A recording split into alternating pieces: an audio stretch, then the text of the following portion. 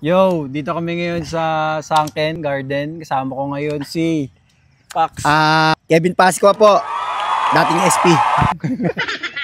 Ngayon, sasagutin ni Kevin Pascua o ni Tito Poy ang ating ultimate question. Hirap ata yan Sino ang kanyang top 3 yan, sa ultimate frisbee? Lalaki at babae. Yan. Saan tayo mag-umpisa to, Poy? Lalaki o babae? Biglaan tanong yan Hindi ko pa nabigla ka ba doon? Lalaki, babae, top 3? Top 3. Mabilis lang. Walang explanation para di mahirap. Ano, Dol? Siyempre, di ko sasama yung sarili ko, so dapat di rin kasama yung sarili mo. Wala sa top 3, wala tayong dalawa. Di pasok pa. Sige.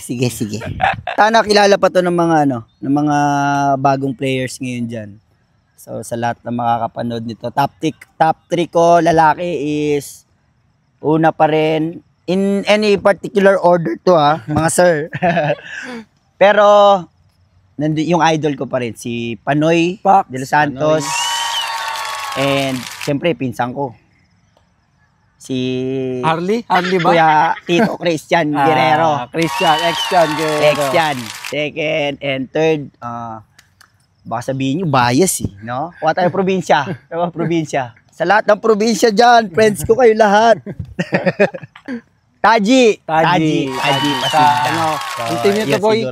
Ano team si Taji? From Extreme Dumaguete. Extreme, okay. Panoy from Boracay Dragon, Christian Guerrero from Sunken Pleasure, and Taji Pasigna from Extreme Dumaguete.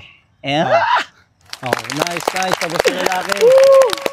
Ngayon naman sa babae. Babae, top 3. Babae. Babe, huwag ka magagalit, di kita top 3. Pero top 1 ka sa akin.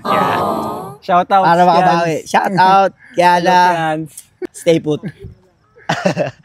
Top 3. Manila team, sorry. joke lang. Babae, siguro. Oldies na. Hindi naman sobrang oldies, pero idol pa rin to ng lahat for sure. Si Ate Kyra.